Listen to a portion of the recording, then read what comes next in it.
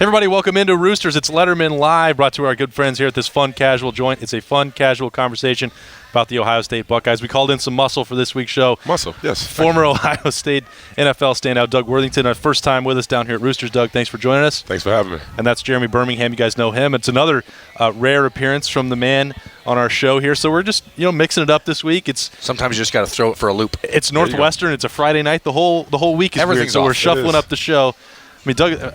The Friday night game, that's a little bit weird, right? But how would that affect Ohio State's preparations here? You know what?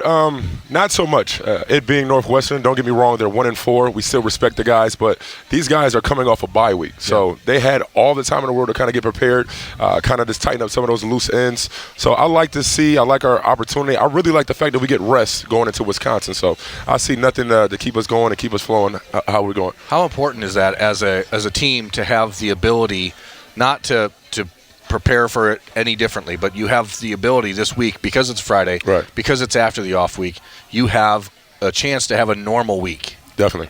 You don't have to push everything up, right? I mean, you have your exact same number of days leading into the game. For sure. The thing about these coaches at Ohio State, they know exactly when it comes down to the preparation and not doing too much. Mm-hmm. So I'm pretty sure those guys got a couple days of rest, a couple extra days of rest, a lot of film study, and a lot of just getting the nuances of what they're trying to put together for that Wisconsin run and that run in November, because we all know Big Ten ball is run in November. So I feel like this Friday game is just really super, super good for that Wisconsin showdown the following week. Yeah, Ohio State 6-0. That Wisconsin game that Doug mentioned there, that's going to be at noon. That is confirmed. Fox is going to have the broadcast next week, probably the Big Ten game of the year. But we'll get to that one a little bit more later on. But you look at this, Doug, I was trying to think about stuff that we're going to talk about on the show this week ahead of Northwestern on a Friday night. And I swear it's not just because you're here, but it's a bunch of things on the defensive line that are interesting. Just before I dive into it, you touched on the health. Jonathan Cooper, a chance to get healthier on that ankle. Awesome. Tyreek Smith, Tyler Friday missed a game. He had a chance to get healthy. Chase Young looked a little banged up at the end of that Michigan State game, so he's going to be 100% now. But as a whole, when you look at this Rushman unit, what did you think during the first half of the season? How dominant have they been? How much better can they be? These guys are playing lights out. They're stopping the run first and foremost. You cannot go to the pass unless you stop that run. So guys like Big Hamilton, I worked out with him and his brother for years at D1 Sports Facility. Mm-hmm. So those guys are having and coming along better than I expected to be honest. And to be healthy is just monumental. To have the depth, have Cooper back. He is coming off an ankle, something like, not Bosa, but Young had last year. Yeah. When those guys play on the edge like Larry Johnson wants them to, those ankles and kind of switching things and switching degrees at a split of a second, they can get hurt and banged up really, really quick. So I'm glad for offs for the good old bye weeks. I didn't have any. We played all the way through. So the fact that these guys get to rest a little bit is very, very important. And those rushmen are looking lights out, and it is the reason why guys like Okuda and the guys in the back end are having so much success, because they don't have but 3 seconds to get that ball off, and then they're stopping the run, so it makes everybody's job easier. Berm, we talked to Coop yesterday about that ankle, and it was such a tough blow for him as a senior, as a captain, to miss those first 4 games. You know how badly he wanted to be out there. He said yesterday he's still not at 100%, so he maybe needed that week off. He probably didn't want it because he wanted to keep playing and building some momentum, but he's got to get rolling a little bit, feeling comfortable on that ankle. But you put him back out there and Tyreek Smith and these other guys, I would expect that Cooper's going to come back after the bye week and really start making that impact he wanted to. Yeah, Jonathan's the emotional leader of that team on the defensive side of the ball. For him to miss that first month of the season was absolutely devastating to him personally, but as he mentioned on Monday in the press conference, it did help the rest of the defensive line. Guys like Zack Harrison, Tyler Friday, Tyreek Smith, here and there because of his injuries, but they got a chance to really develop their game a little bit more, and it sucks for him. He said it plainly. Right. He said it sucks, and it did, but the reality is it's a long season, and as Doug alluded to, the real meat of this season is coming up, and he's back. Everyone's back for that, and what you see out of Jonathan Cooper is a player for the Michigan State game who looked a little tentative at times, and that's just going to happen. It's hard to – the biggest adjustment when you get hurt, and you know that, is mental. Like, how do you how much do you trust that ankle? Mm-hmm. And yesterday was the first time he's acknowledged it was an ankle injury. I mean, it's all been very clandestine. Oh, it's the injury, but it's hard to trust that when you're an athlete, and now how far can I go on this? How far can I push this? And every day that he gets a chance to work on it and test it, the better it is for him and the Buckeyes. I actually did get that out of him a couple weeks ago after the return at Nebraska there you of the go. ankle. So he had talked about it and acknowledged that he had a procedure during training camp, which Lettermen Row had already reported on in August. And, I think that's the tough part for him is that when you – Doug, you can speak to this better than any of us here. When you have to undergo a medical procedure, you don't know how long the rehab's going to take. You take the game away from guys. That's tough. Yeah, very tough. And like you alluded to, when it comes down to psychology of it, like, hey, I had an ACL, MCL coming in as a 4-star athlete. I never ran the same. My running gait was completely different. I had to learn how to kind of almost play broken. And playing in the Big Ten, we didn't have any buys, so week after week after week, this weather is about to get real. And those aches and pains and those bumps and bruises, they just get intensified. They just get a good magnifying glass on what's already hurting. It lasts a little longer. It lasts a lot longer. Right. So to have a week like this, to just prepare, just to maybe get a little bit of ice tub and cold tub, a little contrast, those guys are probably just super ready for the opportunity to go out and play Northwestern and then go ahead and have a little different weekend and get ready for a huge showdown. This matchup, it's hard to look at it, either of you guys, when you break this down. We're already talking about this Friday night with this offense. Northwestern's been one of the worst in the country. Okay, we've said every week that the Silver Bullets are back to that level that they expect after struggling really the last 2 years, but mostly last year with the worst year in school history. Doug, maybe you can answer this better. With the motivation, you know what you're facing. That team is struggling. For sure. How does that affect the mindset going into a game when you should expect to go out and Chase Young wants to get multiple sacks, Cooper wants to feel healthy, and you expect it's going to happen? How do you make sure that it does happen? You need it to happen, one, because that wounded dog is a very, very vulnerable thing. And we're talking about going into the first cold game of the season. I think it's supposed to be around 20, and I think it's with Evanston, Illinois, wherever it's in the middle. Burn checks the weather forecast every day. It's looking like in the low 50s and high 40s. Okay, I thought it was going to be around the 20s. When I played against Northwestern, it was one of those days. I was one of those the big He-Mans with no sleeves. Yeah. I quickly went to the back and got me one of those long sleeves from Lou. So when it comes down to it, this week is going to be very vital to kind of just get everything ramped up and have one of those perfect and complete games. Have a game that everybody comes in, everybody plays, and just get some of those just kinks out for those upcoming huge games with the Wisconsin, with the Penn States, and that team from up north. So it's very, very vital that we don't look past the game, which I don't think we can. I don't think we did. And you've seen it when it comes down to like games like Cincinnati where we were kind of like, what are we going to have? What are we going to get? Even the beginning of that when it was 5-0 against Miami of Ohio. Miami of Ohio. I was at the game with my daughter. Hey, Harper. And that was one of those games that was very, very whoa, are we okay? Are we sleepwalking? And then they came through with all the momentum and all the fierce that you would want from a Buckeye team. I think they're going to be ready to play, and I'm excited to see it. That stuff, Berm, we've heard it for every road game. We're probably going to keep hearing it every time with this Ohio State team. It's trap game. We hear it all the time. Trap or die. This team seems to – now, it's easy to talk about having a different mindset, but so far from what I've seen, I believe that they've actually bought into that to avoid it. Sure, and the good news is that fans are going to freak out. Oh, okay, we remember Iowa, we remember Purdue, right? But I promise you those guys in that building down the street remember it too. For sure. I know that they thought probably going into Purdue, there's no way that's going to happen again. Then it did happen again. So now you can think, okay, we can't let that happen again, and that's totally different than it won't happen again. Sure. I think that there is a different mindset and understanding. Sure, Northwestern is one of the 3 worst offenses in football.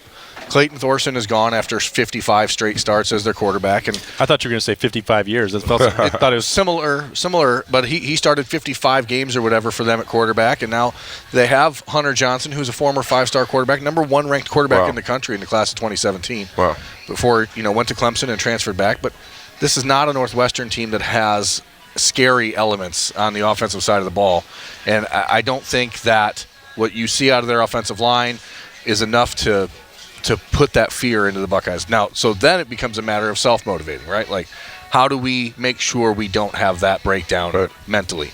How do we make sure we don't have a game where we come out and sleepwalk? Because in these sort of environments on the road at night, you go out and you get down 14-0, all of a sudden things get real, real weird. Tell me about it.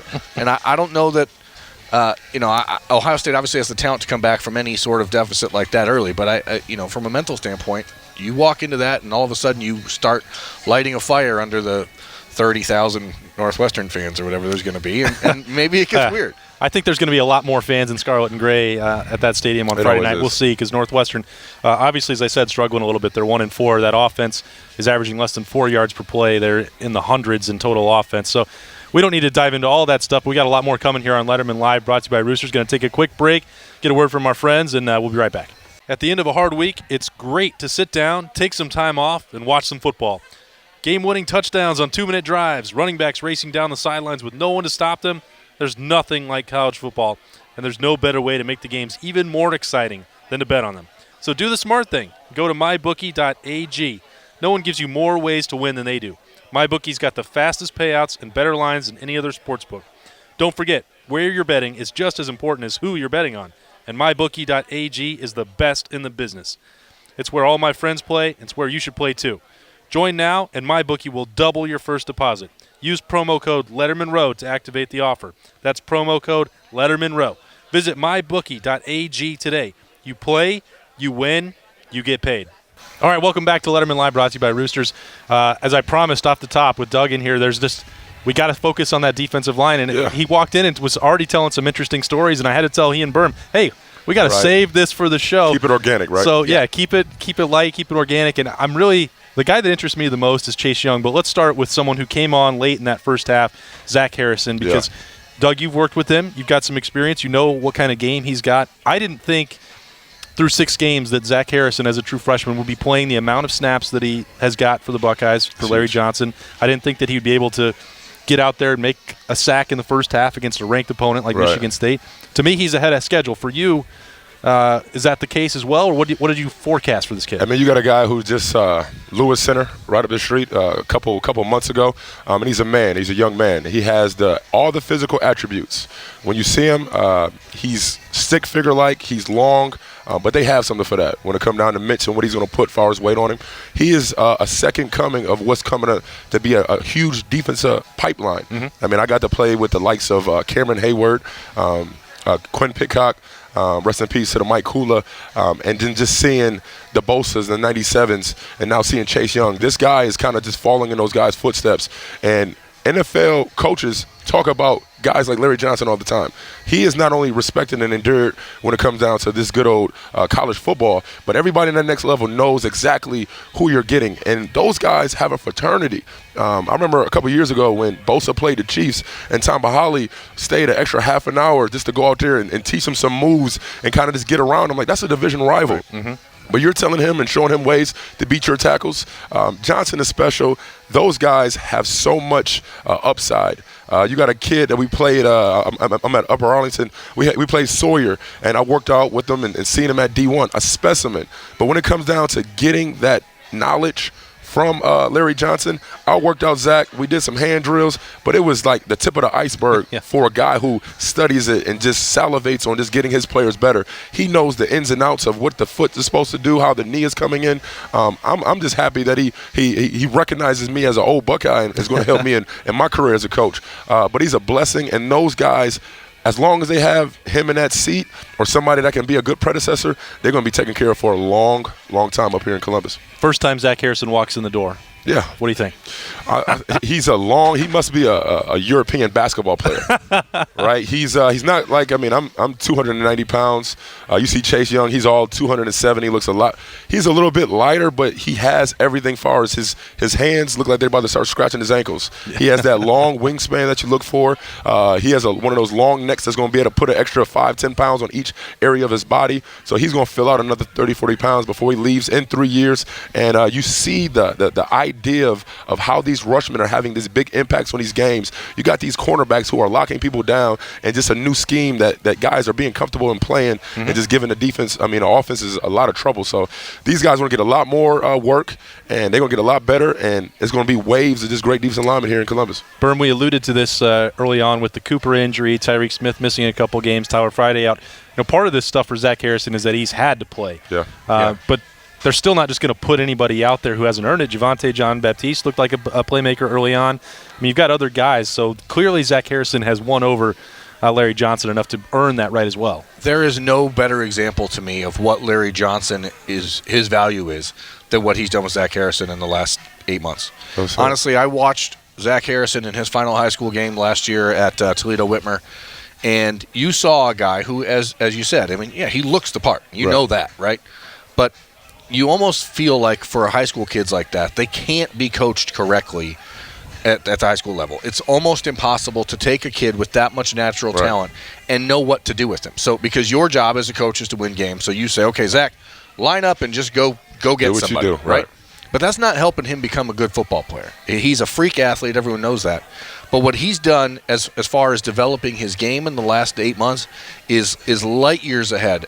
Light years ahead of where Zack Harrison was a year ago when he was an athlete who you thought could be a good football player. And kudos to Zack for making the decision that he did in December when he was going to Michigan.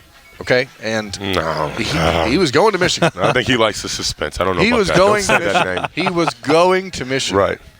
And took a step back after the Ohio State-Michigan game and realized to himself the difference between Larry Johnson's defensive line and Michigan's defensive line was so vast. Right. And he said, "There's no way I can be developed that way somewhere else." Developed here, and that's what he decided at that time. That's when he changed his mind, and.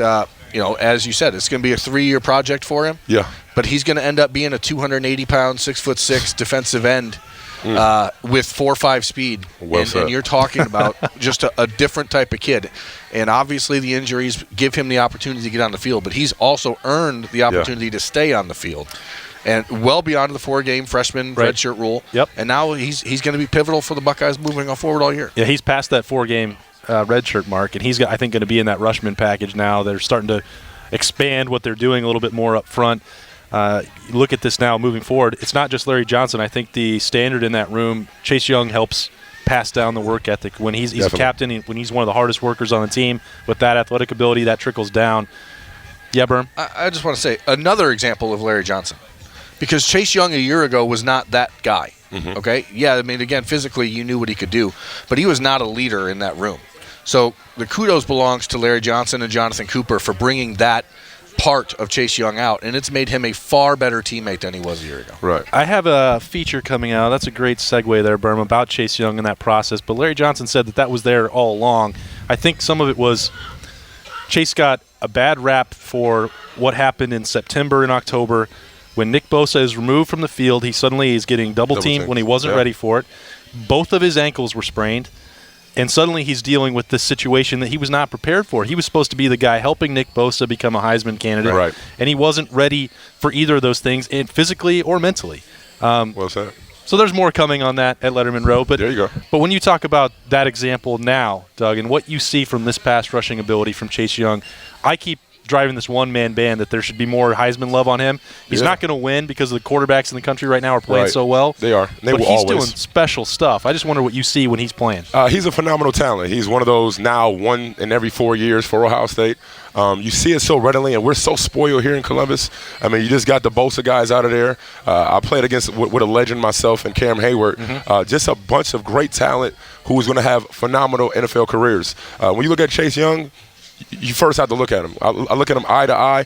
He stands. He has these dreadlocks that just gives that physical, and he looks the part. Like he scares He's me. intimidating. It's like I'm a big man, so the back of my hair kind of grows up because you understand that testosterone is heavy between us D linemen, and we compete, and he competes like no other. He runs like a deer.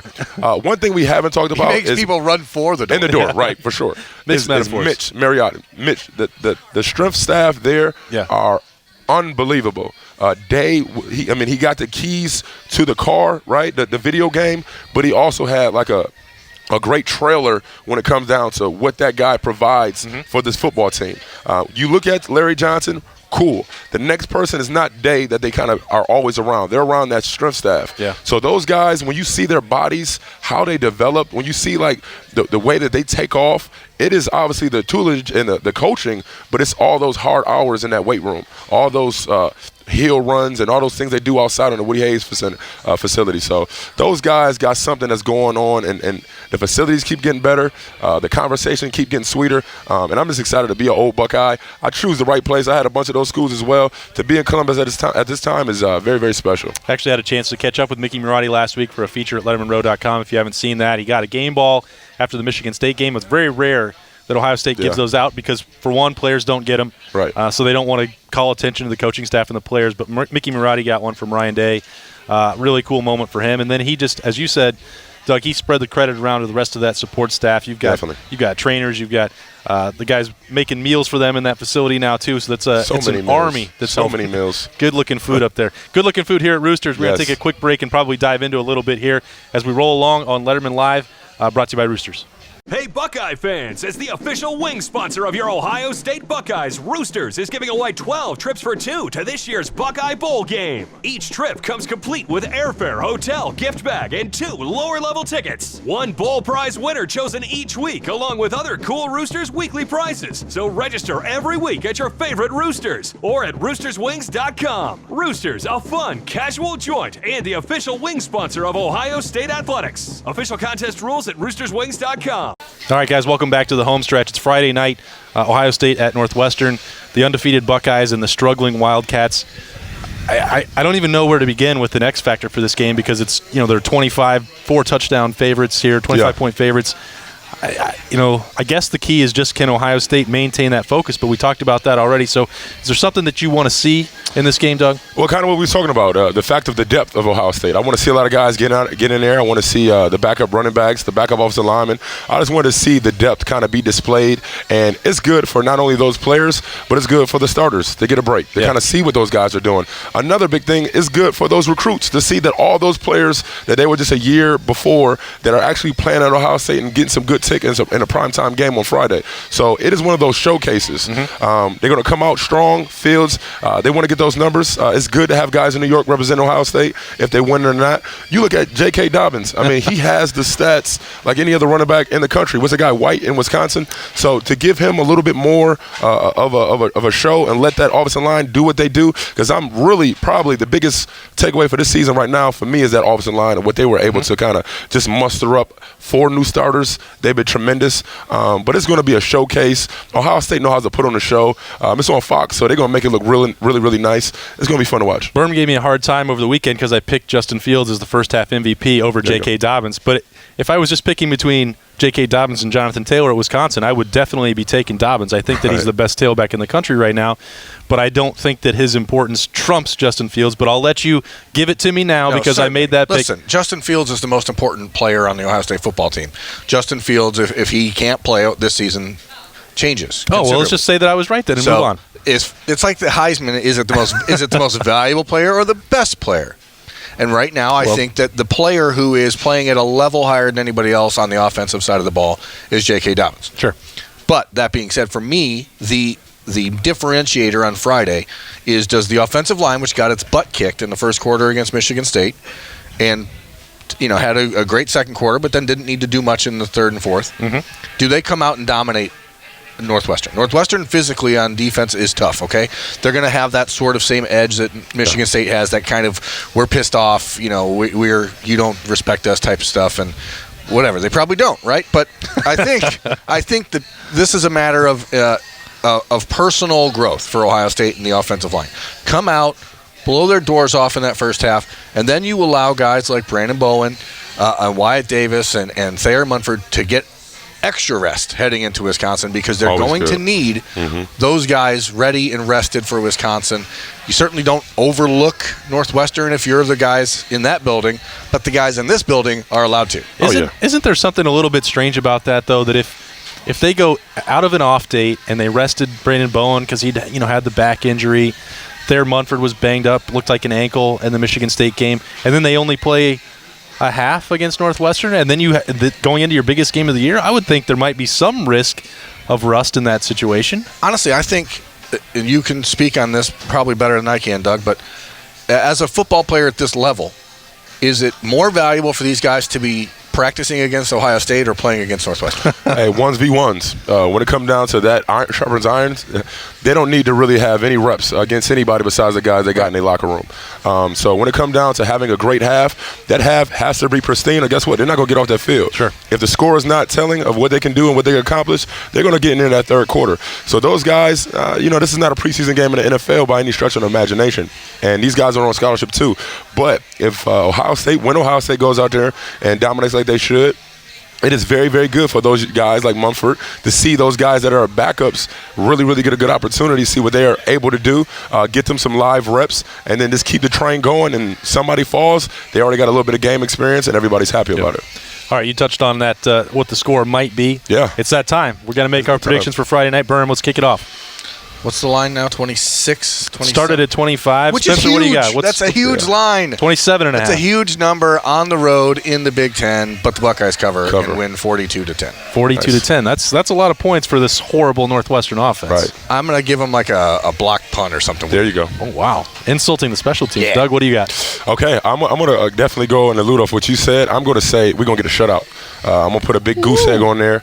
And then I'm going to say we're going to probably score, let's say, 54 points because it just seems good. So 54-0. Shout out to John Simon. He got a touchdown the other game. 54 just kind of popped in my head. So 54-0, the Buckeyes. That's a big one. I always get nervous, as Berm said, with these big spreads and then like putting it down on paper. It's like, am I really thinking that 49-0 is going to happen or 45-0 is going to happen? Because that's really hard to do in college football against anybody. Right. But shoot, I'm doing it anyway because this Northwestern team it's crazy to me. 10 months ago, these teams played in Indianapolis for the Big Ten championship game. Well said. And they've gone a complete different direction. So, all right, whatever. So what number? 45-0. 45-0. But secretly, my numbers, so the two of you are predicting a 99-0. Secretly, I believe that it's going to be more than that. Okay. But I don't. But like I said, I get nervous about doing it.